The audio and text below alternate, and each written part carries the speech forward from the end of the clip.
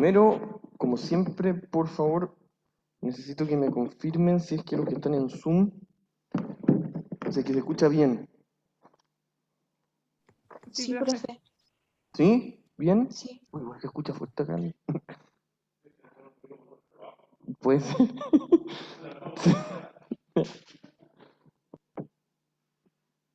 Ya, comencemos. Primero, bienvenido. Qué bueno que estén acá. Ya, primero, ¿en qué estamos? ¿Hasta dónde que hemos visto? Nosotros hasta ahora hemos visto dos unidades súper marcaditas y que son sumamente importantes en el desarrollo del curso. La primera, ¿de qué se trataba más o menos? ¿Quién se acuerda? ¿Sí? Ya, exactamente. Vimos el modelo de dos periodos. En el modelo de dos periodos nosotros analizamos muchos supuestos que son clave para todo el desarrollo del curso. En el modelo de dos periodos, nosotros vimos de que las decisiones de consumo y de inversión estaban muy relacionadas. Y además, nosotros nos dimos cuenta de un punto fundamental, de que la gran mayoría de todas las fórmulas que vamos a utilizar acá se basan en que existe competencia perfecta. ¿Qué significaba eso? Conceptualmente, ¿qué significaba? Ah, ya. Muchas gracias. Ahí. No pesca. Hay que poner el mouse ahí. Ahí sí. ¿Qué significaba que existiera competencia perfecta? ¿Por qué eso era tan importante para nosotros acá? ¿Sí? ¿Alguien de los que están en Zoom? ¿Por qué era ¿El consumo es importante? igual a la inversión? ¿Ya? ¿Qué cosa? Perdón. No la escuché, Constanza. ¿Y el consumo es igual a la inversión? Ya, el consumo igual a la inversión, pero otra cosa, al ser competencia perfecta en este caso, nosotros sabíamos que el pedir prestado o prestar era un costo irrelevante. ¿Y qué más? ¿Qué más les comenté?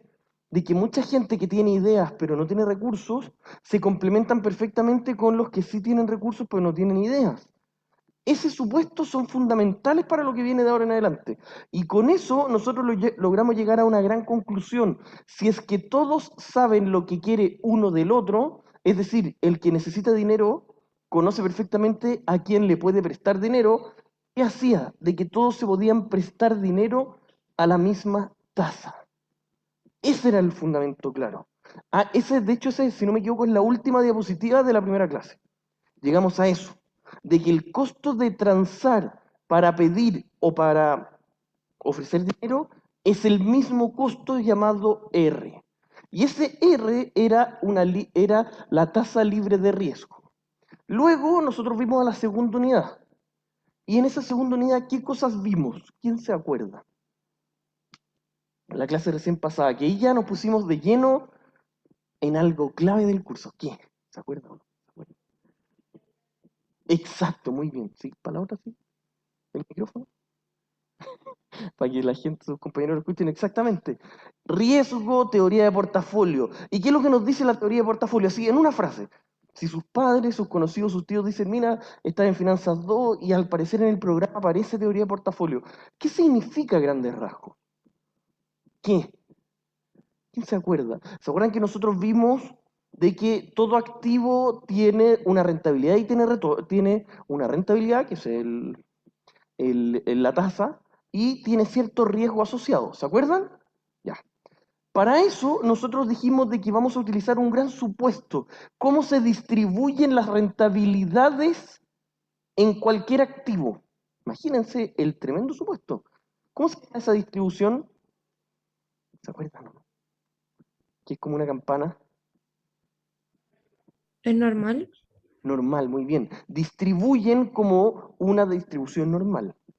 Por lo tanto, ese gran supuesto, y de hecho yo les dije que empíricamente, es decir, con datos técnicos, con datos así reales, numéricos, nosotros logramos llegar a esa conclusión de que todo activo distribuye como una campana de Gauss. Luego nosotros nos fuimos a la base algebraica. ¿Qué significa la base algebraica?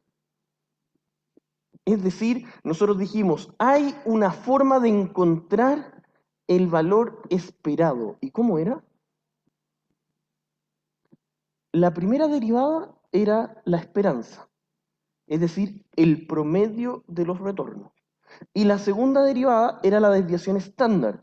Y eso por primera vez, de acuerdo a teoría de inversiones, la desviación estándar equivale a ¿qué? La desviación estándar es como un dato El numérico riesgo. al riesgo, muy bien estimado. Hoy no alcanzo a ver, no alcanzo a ver quién habló, pero sí, exactamente, de ahora en adelante la desviación estándar va a ser equivalente al riesgo. Luego, que ahora nosotros sabemos que existen dos cosas, riesgo-retorno, yo les dije, miren cabros, existe, si es que conocemos un poquito más de información, podríamos tomar ciertas cantidades de un activo y del otro en una cantidad conocida y agregamos un dato extra. ¿Cuál? No sé si se puede ver la pizarra, el captivo. Nosotros teníamos lo siguiente. Tenemos activo, de hecho, 1, 2, 3, si no me equivoco, la vez pasada le puse como H, J y K, una cosa así. Tenemos el retorno, es decir, la rentabilidad, no sé, 10%, 5%, 7%. Y teníamos el riesgo. Y ya nos dimos cuenta que el riesgo no es nada más que la desviación estándar de los resultados de esta cuestión. ¿Estamos claros? Vamos a poner desviación estándar o sigma, para no poner un dato y no confundir. Luego yo les dije, miren, ustedes pueden tomar cualquiera de estos activos, el activo 1, 2 o 3. Pero si conocen un dato extra, van a poder hacer algo llamado portafolios o carteras. ¿Cuál dato extra? Y eso es fundamental que lo sepan, que entiendan, por eso estoy retomando. ¿Cómo se relacionan entre sí? ¿Y eso cómo se llamaba? Es una palabra solo estadística. La Correlación. covarianza. Bueno, la covarianza es una unidad de medida de la correlación. Correlación. La correlación.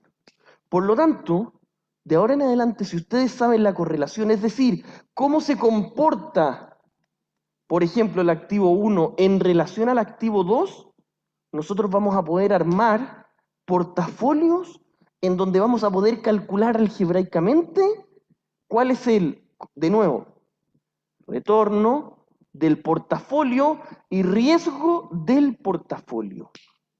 ¿Me van siguiendo? ¿Sí? Los que están en Zoom me van siguiendo. ¿Sí? ¿No lo ven? ¿Sí? Sí, ¿No? profe. Ya, vamos que se puede. Entonces, si es que sabemos el cómo, y de hecho, es bastante evidente. ¿Qué pasa si ustedes tienen un activo, por ejemplo, un activo A, que sube en X condiciones, cuando sube, el otro baja? O cuando uno sube, ese también sube. Si yo tengo esa información, es decir, cómo se correlacionan, voy a poder decir cuánto de uno y cuánto del otro, si al juntarlos voy a tener un portafolio, el cual va a tener ese portafolio un riesgo, y ese riesgo es la covarianza. ¿Me van siguiendo? Y yo les enseñé y les comenté que existen, esta correlación es entre dos activos que generan renta. ¿Ya? ¿Estamos claros? Entonces, ahí yo les dije, miren, un portafolio, del portafolio ustedes van a poder calcular las mismas dos cosas. Van a poder calcular el retorno y el riesgo. Las cuales eran dos fórmulas súper transparentes. ¿Cómo era la fórmula del retorno? Esta era extremadamente sencilla. ¿Cómo era la fórmula? Más allá de los números, intuitivamente, ¿cómo era? Un promedio ponderado. Eso era todo. Si nosotros teníamos un portafolio de dos activos y tenemos 50% de uno y 50% de otro, es un simple promedio. Eso es El retorno del portafolio es un promedio de sus retornos.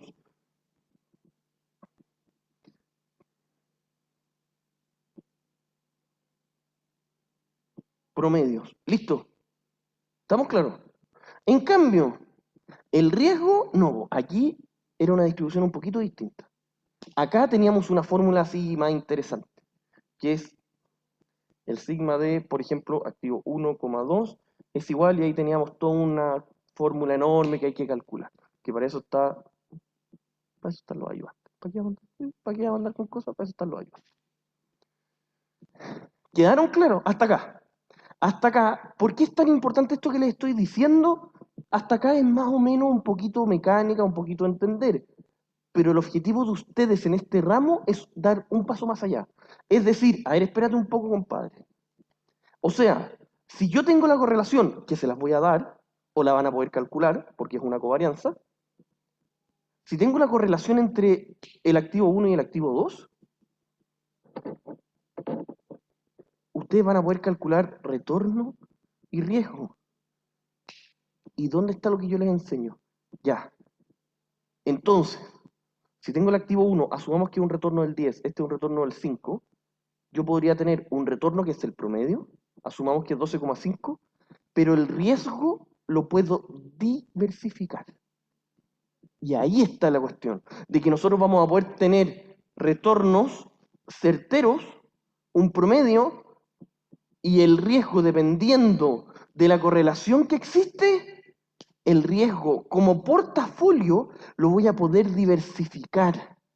Ahí está la gran ciencia. Eso es como para que ustedes digan, ah, para eso hacemos esto.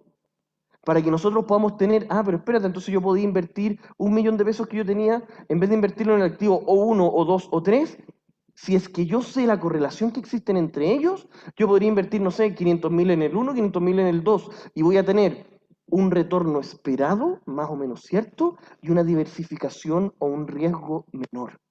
Y eso, si a todo evento es mejor que antes, ¿cómo se llamaba? La frontera eficiente. Eso es la frontera eficiente, es decir, el óptimo en el cual uno puede llegar, que es justamente el ejemplo con el que más o menos al final de la clase pasada estoy haciendo un pequeño resumen, estos 10 minutitos, para que a ustedes les quede clarito, ya que lo vieron, lo pudieron analizar, maduraron un poquito la materia, y ahí ustedes van a tener la frontera eficiente. ¿Estamos claros? ¿Sí? ¿Sí? Hasta acá, ¿hay alguna duda que esto tienen que saber? Yo ya les dije, las pruebas van a ser 70% conceptuales y el 30% se lo dejo a Felipe, que son ejercicios, no sé, por cada 4 o 5 bloques le paso uno a él para que ejercite. Ah, todo esto, hablé todo lo que me dijeron. Le dije, lo reté, lo reté. Entonces, de que de partida a mí, así al tiro les digo, ya me, que se demore tan poco, porque me dijo cuando terminó, ya me olía que lo hizo medio rápido, de partida. Pero vieron que está arriba el Excel, el enunciado, el video, y ahora lo tiene que hacer de cero, muy despacito, para que por favor lo interrumpa. ¿Ya? No hay ningún problema con eso. Para eso está. Y la ayudantía va a ser de la unidad que estoy ahora explicándole. De esto va a ser la ayudantía. De hecho, les doy súper honestamente un ejercicio que le pasé, que van a tener esto, y van a tener que ir calculando y realizando los portafolios óptimos. Ese es como el 50% de la ayudantía, y los otros son comentes, que quiero que discutan con él, que tienen que ver mucho con esto que les estoy explicando. ¿Ya? Eso es, para que no se preocupen y no vean, no va a ser nada más difícil. Los controles de ejercicios, que son una parte importante del curso, son en base a las ayudantías. Totalmente esa base. ¿Ya? Hasta acá. Ah, falta un tema. Además, yo les dije de que el portafolio podía eventualmente tener un riesgo menor que el riesgo de 1 y de 2, ¿no es cierto? Eso es diversificar. Pero hay ciertas cosas que no se pueden diversificar. ¿Y cómo se llamaban esos dos tipos de riesgo que existían? El sistemático y el otro Ya. no sistemático. Muy bien, perfecto. ¿Quién es Constanza sobre eso? Exactamente, el sistemático y el no sistemático. O específico también se llama. ¿Ya? ¿Por qué es tan importante que ustedes entiendan esto? Porque dependiendo del universo de datos que tengamos, el activo 1, 2, 3, por dar un ejemplo, si es que tenemos la correlación, por mucho que hagamos nuestro portafolio eficiente o estemos en la curva más eficiente, puede que a todo evento tengamos algo de riesgo. Ese riesgo que se va a mantener de acuerdo a los activos que tenemos disponibles es el riesgo sistemático. Es el que a todo evento no lo puedo diversificar, no puedo llegar a cero. ¿Me van cachando? ¿Ya? Vamos. ¿Qué más? Hasta ahí me atrevería a decir, estoy resumiendo mucho, falta varias cosas un poquito técnicas en por medio, pero hasta ahí es la lógica de lo que vimos en la clase pasada. No sé si a alguien le queda algo, quedaron con alguna duda de antes. Ay, ¿quién es este? ¿Sí? ¿No? ¿No? ¿Nadie? Ya. Sigamos, ahora sí podemos partir con nuestra PPT. Nosotros ahora, que ya conocemos esta materia, que es teoría de portafolios, que en el fondo teoría de portafolios es como la entrada a todo un mundo que vamos a hacer ahora. Ese mundo que vamos a entrar en primera instancia es el equilibrio parcial. ¿Qué significa cuando les digo equilibrio parcial? Es el poder equilibrar, miren lo que les voy a decir. ¿Qué pasaba en el ejemplo anterior cuando mezclábamos J y H, parece? ¿Qué pasaba con el riesgo ahí de ese portafolio? ¿Cuánto era? ¿Cuánto era? ¿Cuánto? La diapositiva anterior, ¿cuánto era? Ya, pues Vicky, ¿alguien se acuerda? Que no se lo quiero decir yo para que por último lean los apuntes. Cuando hacíamos este portafolio eficiente, óptimo, con un 40 y tanto por ciento de uno y 60,0 algo del otro, ¿cuánto nos daba el riesgo de ese portafolio? Que necesito que me lo digan para que... ¿8%? Bueno, ¿Cuánto? es que no estoy segura si es eso, ¿8%? No. ¿O es la O sea, deviación estándar que es cero? es cero, muy Ah, bien, ya. muy bien. Nosotros logramos encontrar un activo nuevo llamado portafolio, un nuevo activo, entre paréntesis, un portafolio, un nuevo activo que era 100% libre de riesgo. Profe, una consulta. Dígame. Está escribiendo en la pizarra, es que no se ve. Ah, sí, escribí algo cortito, perdón. Ahí sí, perdón, no me avispe. Ya, tenemos un nuevo activo llamado portafolio, un portafolio nuevo con dos activos dentro, en el cual es 100% libre de riesgo. ¿Por qué es tan interesante? Y con eso vamos a partir ahora. Porque vamos a ver el equilibrio parcial con un nuevo modelo de mercado en donde nos van a proponer una cuestión. Nos van a decir, miren cabros, si es que algo se mueve dentro del mercado, vamos a poder calcular o estimar el retorno si es que de cualquier activo si es que sabemos ciertos datos. Y para llegar a eso, porque eso es lo que más queremos, calcular el retorno, para lograr llegar a eso, nosotros vamos a tener que hacer todo un camino de demostrar y decir, miren, ¿qué pasa si yo tomo este activo nuevo llamado libre de riesgo y lo mezclo con un activo? ¿Qué va a pasar? Van a empezar a pasar cosas medias raras. Nos vamos a empezar a dar cuenta, oye, mira, antiguamente eran dos activos por separado. Ahora es un activo solito. Y si mezclo este con un activo riesgoso, me va a dar un segundo portafolio. ¿Y qué conclusiones van a salir de ahí? Eso es lo que vamos a ver acá. ¿Ya? Entonces, comencemos. Uy, no sé si se puede hacer clic ahí arriba de... Ahí sí. Ya. Primero que todo, como siempre yo digo, la primera diapositiva les pongo los objetivos de aprendizaje. Primero, asimilar lo que es el equilibrio parcial de mercado. Dos, comprender qué indica la línea de mercado de capitales, que en el fondo es un punto más eficiente. Entender el fundamento de la teoría de dos fondos, que es esto.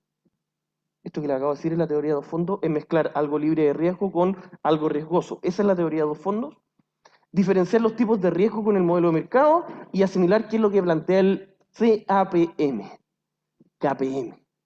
Ese KPM es lo que yo les voy a decir de que van a poder calcular el retorno esperado de cualquier activo, y ojo que es clave su trabajo, van a tener que usarlo, de cualquier activo siempre y cuando tengan ciertas variables. Primero, hemos considerado hasta el momento que vamos agregando a un portafolio activos riesgosos, ¿no es cierto? Yo les mostré en la diapositiva anterior, les mostré 4 activos que tenían riesgo, tenían sigma, ¿ya?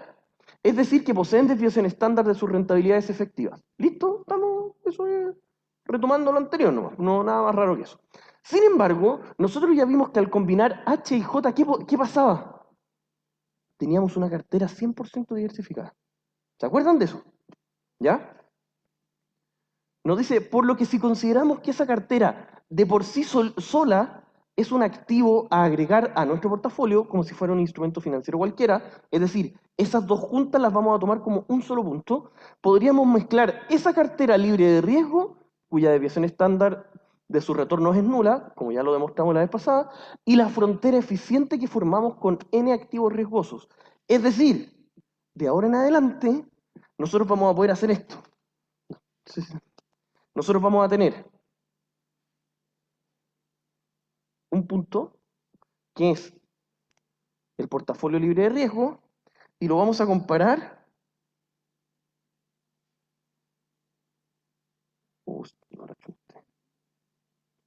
Lo vamos a mezclar con muchos otros activos y va a haber uno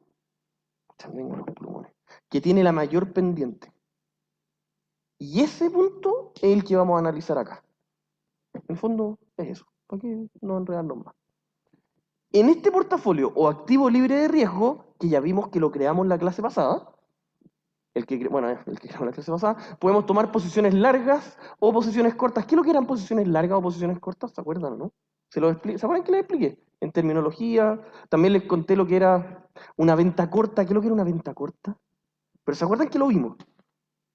Ya se los mencioné, ya de ahí lo tienen que estudiar, pero se los mencioné. Lo que es tomar una posición larga de un activo, una posición corta de un activo y lo que es una venta corta. También les expliqué lo que es arbitraje. ¿Qué es lo que era el arbitraje? Ya no sé. ¿Sí? ¿Se acuerdan o no? Pero, el micrófono. Era como ganar. Sí. ¿Qué cosa? ¿Qué cosa? Uy, alguien habló. Perdón. Que era como ganar, pero sin tener el activo.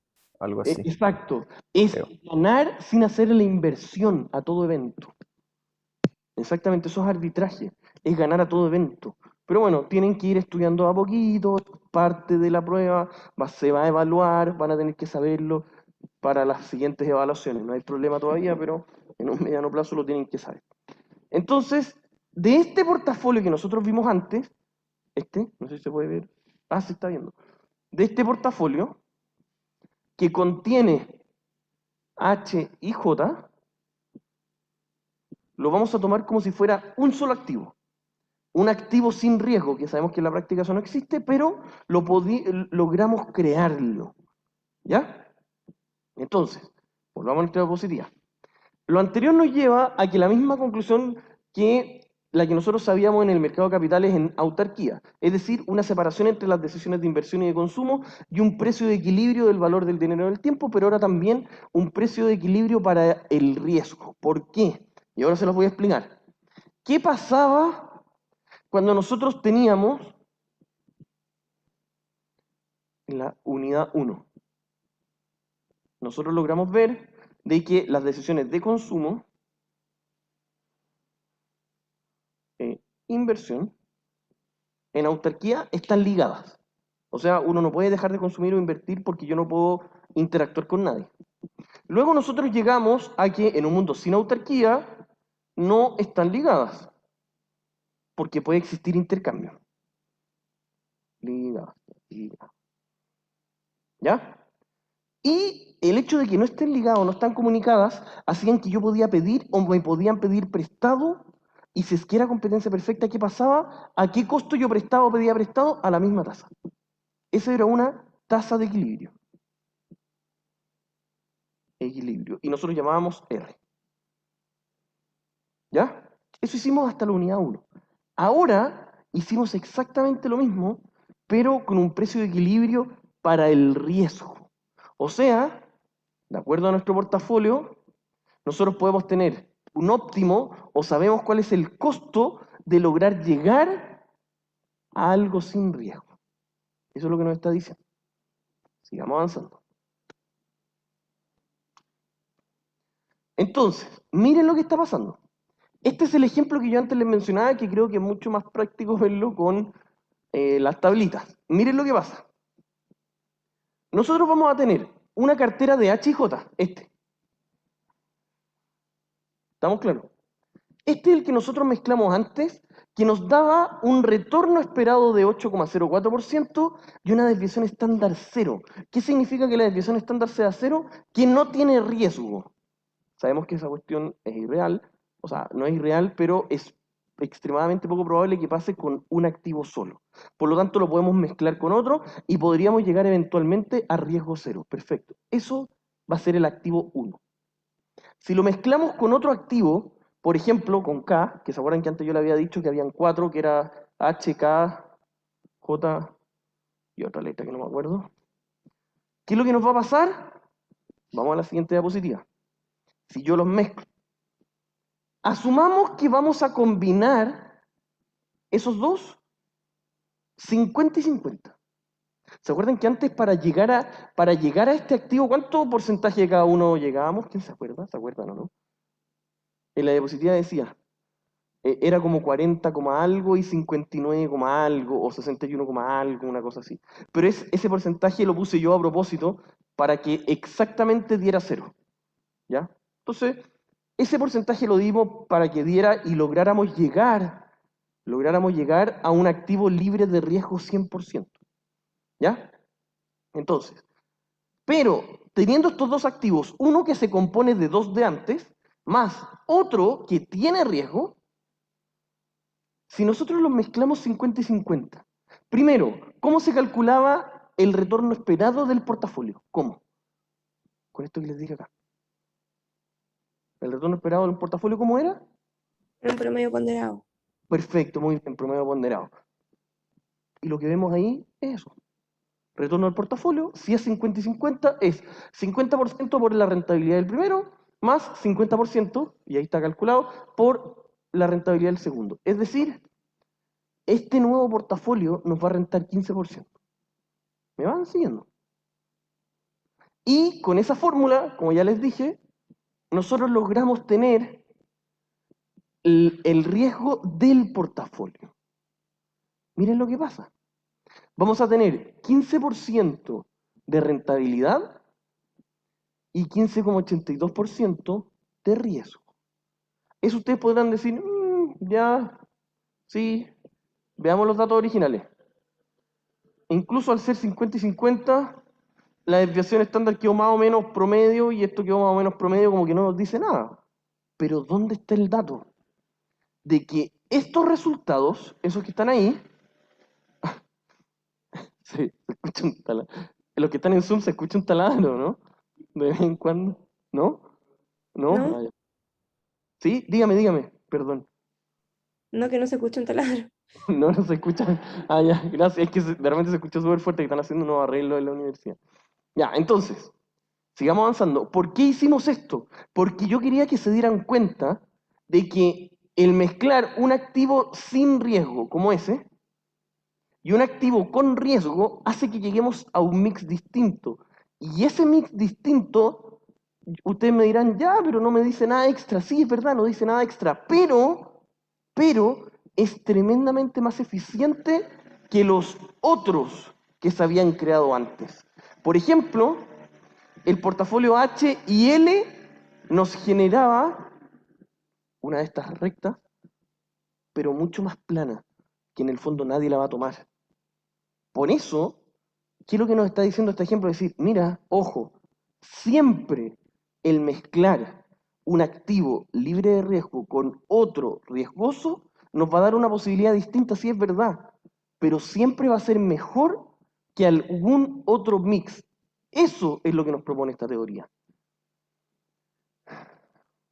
Por lo tanto, primera conclusión.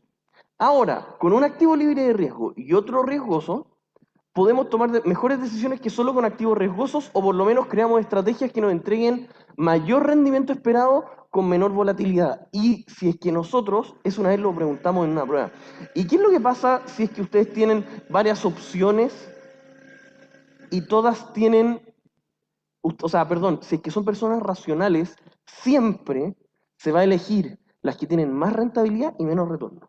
Siempre. Y ese tipo de opciones se generan siempre, ojo con esto, se generan siempre al mezclar uno riesgoso con uno sin riesgo. Sí, no sé si quieren anotar, los que están en Zoom, tomen nota. Profe, ¿lo puede repetir, por favor? Sí, sí, no, por supuesto, por Gracias. supuesto. Que el mezclar un activo riesgoso, como lo que digo ahora, con uno no riesgoso, o sea, es decir, totalmente diversificado, sin riesgo, ¿ya? Al hacer ese mix, al hacer esa mezcla, hace que sí o sí tengamos más posibilidades que antes. Siempre. Y esas posibilidades, al menos, lo que nos dice este teorema o esta proposición, al menos va a ser mejor que otros mix entre solo activos riesgosos.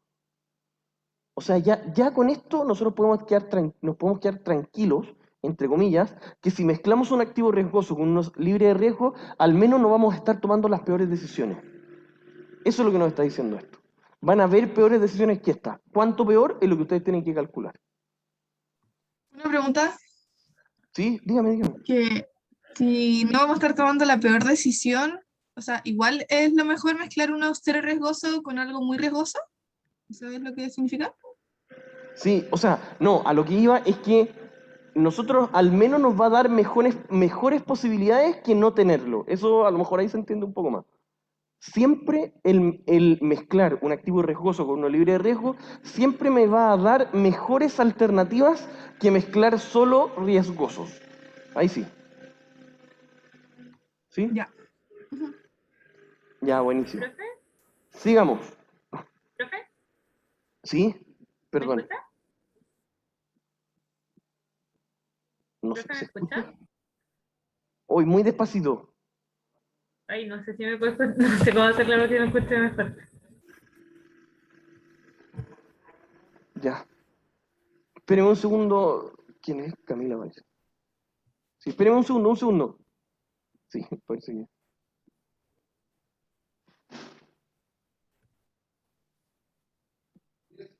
Sí, ¿puede? Camila, ahora sí hablar. ¿Me escucha, profe? Ahí sí, perfecto. Dígame. Profe, mi pregunta era si una persona elegiría, no, o sea, si una persona tiene este portafolio libre de riesgo, ¿Sí? no se quedaría únicamente con eso y haría este mix por un tema de rentabilidad. Exacto, pues. Es para poder buscar mejores opciones dependiendo de las preferencias. A lo mejor tener un libre de riesgo es bueno, pero sí o sí va a tener muy baja rentabilidad. Entonces a lo mejor una persona va a decir, oye, pero es que yo soy un poquito más averso al riesgo, o sea, yo estoy dispuesto a asumir un poquito más de riesgo. Si a lo mejor asumir un porcentaje de riesgo bajo hace que tenga el triple de rentabilidad, a lo mejor estoy dispuesto. Y ahí es justamente lo que viene después de esto, que tiene que ver con las preferencias de las personas. Vamos a tener el abanico completo, desde tener cero riesgo hasta tener extremadamente mucho riesgo. Pero las posibilidades se van a poder empezar a armar siempre con un activo libre de riesgo. Ya, profe, gracias. Eso, ya. Sigamos avanzando. Entonces, al comenzar a mezclar, nosotros tenemos un activo libre de riesgo con cada uno de los puntos dentro de la frontera, veremos que existen estrategias que sucesivamente van dominando a las demás. ¿Por qué? Por lo que les comenté antes. Necesariamente, al mezclar un activo libre de riesgo con otro riesgoso, vamos a tener mejores posibilidades de inversión. ¿Ya? Y ahí no, bueno, y ahí sale la misma explicación, porque dado que los inversionistas son aversos al riesgo y prefieren más a menos, exigirán siempre la mayor compensación posible si es que el riesgo que corren es el mismo. Ya, sigamos. Bueno, también como les comentaba en este gráfico, no sé si se puede ver, en este que, o en realidad hace reflejo, a ver, lo voy a borrar y lo voy a anotar.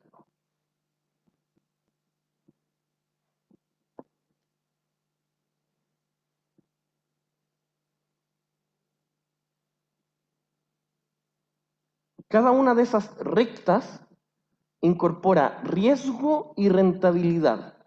Esto es rentabilidad, esto es riesgo. ¿Ya? Siempre incorpora, nosotros vamos a darnos cuenta que la que tenga mayor pendiente es la que con la proporción más baja de riesgo va a tener más rentabilidad. Mientras más plana es la recta, mientras más plana es la recta, ¿qué significa? ¿Quién me lo puede explicar de acuerdo a las variables que tiene el gráfico? Si es que más plana es la recta.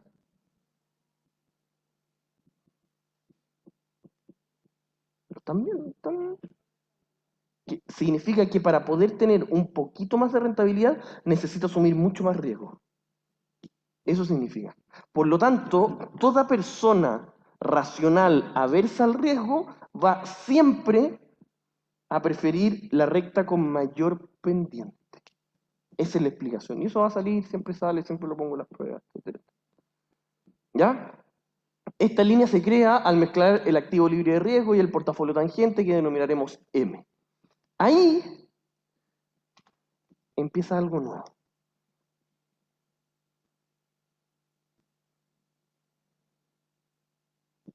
M. De ahora en adelante, el punto en donde se topan va a ser M. ¿Por qué? Porque un poquito más adelante vamos a seguir utilizando la misma letra para el portafolio de mercado. Por lo tanto, miren lo que pasa. Nosotros vamos a tener lo siguiente.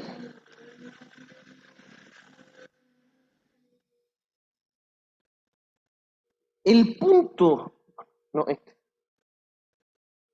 el punto donde corta el eje Y, ¿cuánto riesgo tiene? 0. Por lo tanto, la ecuación va a ser el retorno esperado es igual a R, la rentabilidad sin riesgo, o sea, de ahora en adelante se va a llamar RF, por eso en la ecuación ahí aparece como RF, porque es la cantidad que voy a retornar sin riesgo más, cáchense esto, un dato que es la pendiente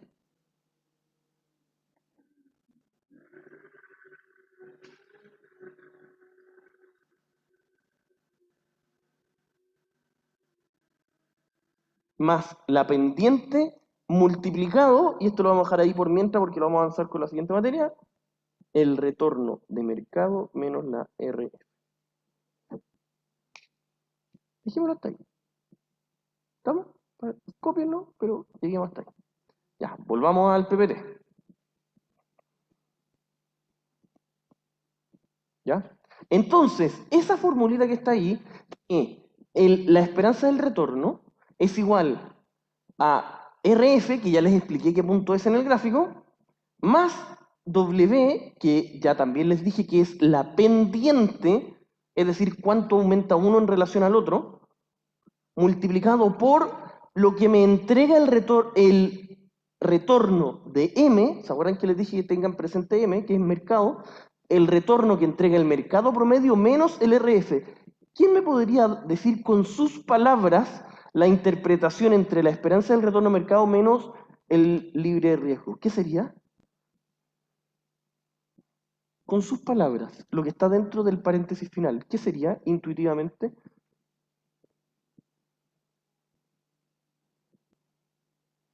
La prima por riesgo. Ya, muy bien, o sea, está muy bien a nivel de término, pero con sus palabras, parafraseando, es la cantidad, se llama prima por riesgo, pero es la cantidad que hace ¿qué? Que yo esté dispuesta a correr un riesgo. ¿Qué cosa? Uy, perdón, Constanza, que hay un poco de ruido acá. ¿Qué cosa? ¿Se me puede Que como repetir? que esté dispuesta a correr el riesgo, la rentabilidad Exacto, va por extra. ahí. Es la cantidad de retorno extra, ojo, la cantidad de retorno extra que entrega el mercado por el hecho de asumir riesgo. ¿Por qué? Porque en estricto rigor, ¿ustedes cuánto deberían retornar mínimo? La tasa libre de riesgo. Y de ahí hacia arriba, hasta llegar a lo que está rentando el mercado, es la cantidad que ustedes extra van a recibir por el hecho de que exista riesgo. ¿Se van dando cuenta? Igual está apasionante. ¿Sí? No lo voy a negar, que igual es. Ya. Entonces, el teorema de dos fondos, muy cortito se los voy a explicar. Indica que la rentabilidad esperada de cualquier portafolio eficiente, ya vimos cuáles serían los portafolios eficientes, se debe explicar por el riesgo de esta, y dicha rentabilidad está dada por la inversión en el mismo activo. Ya, esa es la explicación de lo que recién les estaba diciendo, esto. Bueno, se los dije al principio también. El teorema de dos fondos es mezclar un activo libre de riesgo con un activo riesgoso. Listo. Listo. Ya, ¿para qué nos vamos a enredar? Ahí está.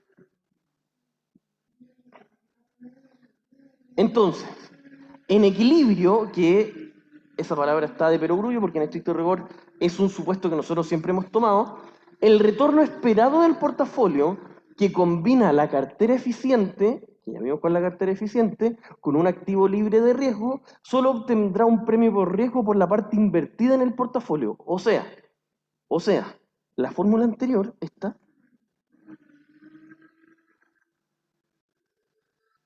¿Está? No sé si ahí se vio, ¿sí? Esta formulita que anoté acá abajo, el W es como el multiplicador o el factor que aumenta la diferencia de retorno extra. Entonces, si nosotros teníamos una libre de riesgo de 5 y el mercado está rentando 15, va a ser 10 el premio por riesgo. Y eso se tiene que multiplicar por la pendiente, por lo que sube cada peso por una unidad extra de riesgo. Pero eso está siendo multiplicado única y exclusivamente por la cantidad que estoy invirtiendo en el activo riesgoso, no en el activo libre de riesgo. Por eso está separadito acá. No sé si me cacharon eso. ¿Sí? Más o menos. ¿Sí? Entonces, ahí está. ¿Sí? Entonces, para concluir, si todos los inversionistas piensan de acuerdo al teorema de separación de fondos de Tobin, es decir, esto, ¿qué es lo que nos va a pasar? Ocurre en la práctica, los portafolios antes estaban en la frontera eficiente, pasan a ser ineficientes. ¿Por qué? Porque la frontera, lo que nos dice el teorema de Markowitz, ¿ustedes han escuchado a Markowitz? En eficiencia, ¿no? En algún ramo matemático. Bueno, lo que nos dice Markowitz es que cada vez que se puede, se va a ir maximizando la rentabilidad. Y por eso pasa única y exclusivamente si todos los inversionistas piensan de la misma manera en ser eficientes. Ya, sigamos. Ahí sí. Dado lo anterior, la primera aproximación al modelo estadístico que logrará determinar el retorno esperado de cada activo y un portafolio va a ser con esta fórmula. ¿Dónde está acá lo novedoso? El beta. El señor Sharp, desde este momento, nos empieza a decir de que el multiplicador, es decir, la pendiente, se va a medir distinto como pensábamos. Nosotros hasta ahora decíamos que era la pendiente, era como una... ¿Esto a qué se parece, esta ecuación? ¿Se acuerdan lo que era la ecuación de la recta? Es exactamente igual a la ecuación de la recta. Pero lo que nos dice, lo que nos empezó a decir Sharp, es que esta pendiente es capaz de ser encontrada, que es el único factor que no teníamos. Y esa pendiente, vamos a llamarla beta. Eso es lo que a nosotros nos dijo Sharp, de que desde ahora en adelante,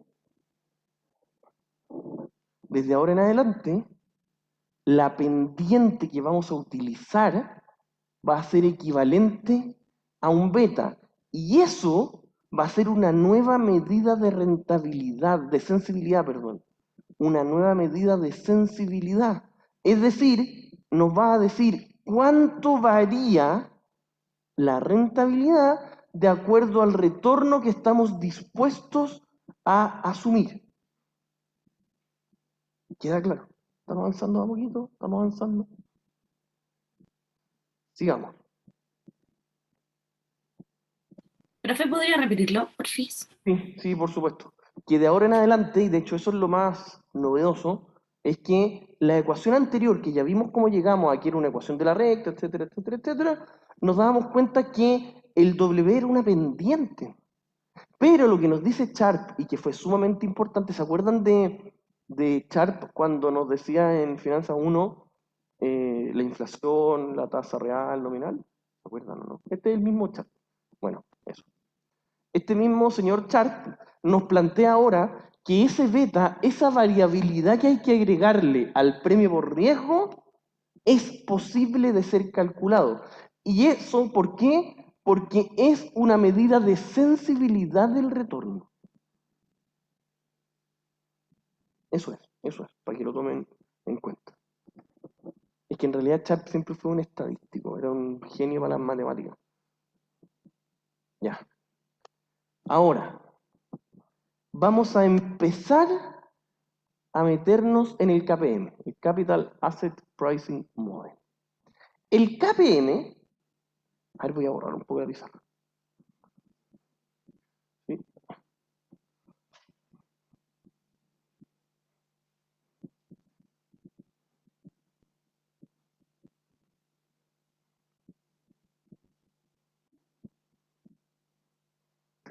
Ya. Ahora sí. No sé si se puede ver acá. Va.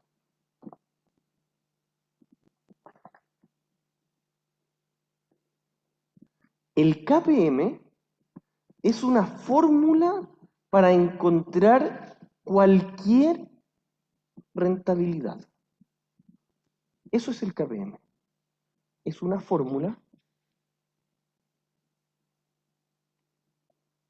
para calcular rentabilidades. Eso es el KPM. Entonces, si nosotros sabemos de qué es para calcular cualquier tipo de rentabilidad, se va a basar en lo que recién hemos descubierto. Vamos a saber que toda rentabilidad siempre va a ser igual a lo libre de riesgo más un beta por la libre de riesgo. ¿Cuál fue la gran novedad de crear el KPM? Que el beta se puede calcular. No es como antes que era nuestra incógnita. Nosotros hasta antes de esto siempre decíamos, mira, si lo multiplicamos por un factor que no sabemos cuál es, podríamos llegar a tener el retorno esperado de cualquier activo, cualquiera, ojo con eso, cualquier activo. Entonces,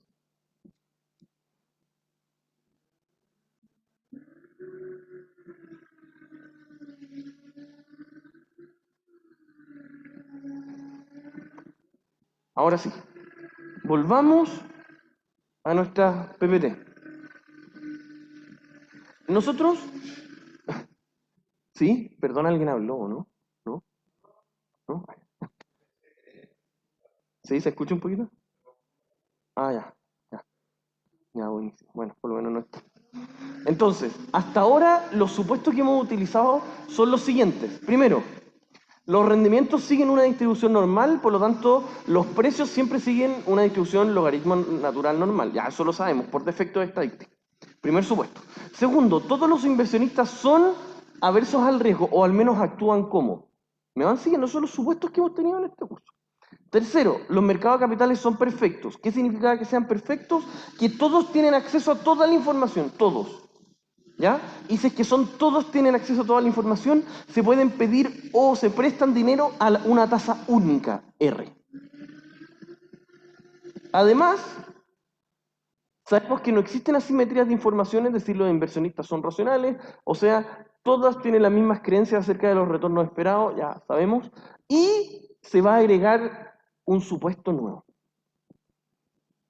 Existe un retorno libre de riesgo al cual se puede tomar y prestar los fondos en cualquier monto. Es decir, y eso yo creo que es de los supuestos más restrictivos en la vida real, ¿qué es lo que pasa si ustedes piden dinero al banco, le piden 1.000 y al año siguiente le piden de nuevo 1.000 y después le siguen pidiendo? ¿Ustedes creen que el banco les va a pedir, o sea, siempre les va a prestar a la misma tasa? ¿O ustedes van a ser cada vez más riesgosos para el banco? ¿Qué creen? ¿Sí? ¿Se entiende la pregunta, no? O sea, siempre en la práctica, por eso quería que en el fondo ustedes me lo dijeran, es que en la práctica, mientras uno más se endeuda, debería ser uno más riesgoso para el banco y nos debería prestar cada vez a una tasa más alta. Uno de los supuestos que tenemos es que siempre se puede pedir dinero prestado o se va a prestar dinero a una tasa única llamada libre de riesgo. Eso es. ¿Ya? ¿Estamos claros? Además, en este modelo, al ser logarítmico natural, lo que pasa es que tenemos infinitos decimales. O sea, se agrega este supuesto, que de ahora en adelante también pensaremos que cualquier activo es perfectamente divisible. O sea, se puede comprar una enésima parte de este, es decir, podemos comprar un activo, 50% de un activo, 100%. ¿Por qué se los digo? Adivinen cómo son las pruebas. Yo les voy a decir ciertas rentabilidades, cierto, de esto de antes que teníamos anotado acá, ciertas rentabilidades, ciertos riesgos, y ustedes van a poder tener, por ejemplo, 167% en uno y menos 33% en otro. A eso voy, que son activos divisibles, no es que uno tenga que tener el 100% de uno o de compra o de venta. Ya. A ver, sigamos un poquito, para que alcancemos la primera. Ya. Luego, ¿qué es lo que nos va a pasar? Además, necesitamos saber, y ojo por favor con esto, de que si la oferta y la demanda de activos es perfecta, vamos a empezar a tener una nueva definición. Aquí. Es decir, este párrafo que está acá abajo deberían copiarlo, por eso está en negrito y subrayado, y todo lo que ustedes quieran después. De ahora en adelante, vamos a tener algo llamado portafolio de mercado. Eso lo vamos a ver hasta el término de este semestre. Siempre. Cuando yo les diga, oye, ¿cómo es el portafolio de mercado? Este. El portafolio de mercado, en estricto rigor, y obviamente que es teórico, posee todos y cada uno de los activos dentro de la economía, dado que es la única cartera solicitada por los inversionistas. Y eso se puede hacer única y exclusivamente porque está calzada la oferta con la demanda. Ese portafolio de mercado, si es que ustedes han visto el enunciado del trabajo, es uno de los que tienen que encontrar. Se los dejo ahí como un dato. Por lo tanto, determinaremos que en equilibrio la sensibilidad a los retornos del activo respecto a los portafolios de mercado beta es la única medida de riesgo relevante para un activo particular en un portafolio totalmente diversificado. Lo anterior, inclusive si un inversionista no mantuviera una cartera completamente diversificada, ya que como la forma de eliminar el riesgo idiosincrático es tan fácil, este no paga ningún retorno extra. O sea, siempre vamos a asumir de que las carteras de las personas están diversificadas o al menos no tiene costo ser diversificable. Eso es lo que nos está diciendo. Y por último, vamos a llegar a esto. Esta cuestión. Esta fórmula es la gran fórmula del KPM. ¿En dónde se las voy a explicar? esta fórmula sirve primero para encontrar el retorno esperado, la esperanza del retorno de cualquier activo. Pero sirve única y exclusivamente si es que el retorno de mercado lo logramos calcular. Ese. Lo que está dentro del paréntesis, el RM, si es que se logra calcular. Y eso que se logra calcular tiene que tener entonces, ¿qué características? El KPM sirve solo si es que sabemos el retorno de mercado, si es que sabemos la tasa libre de riesgo de ese mercado, y si es que logramos calcular el beta que equivale a la pendiente histórica de los retornos. Por eso era este gráfico que está acá. O sea, si puedo...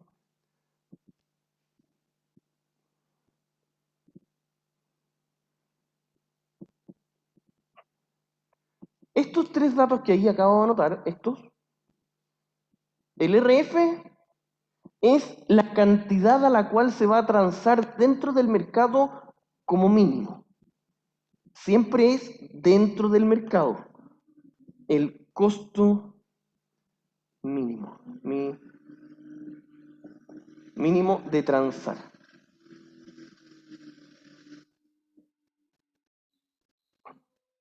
RM es la rentabilidad promedio de todo el mercado. Rentabilidad promedio del mercado.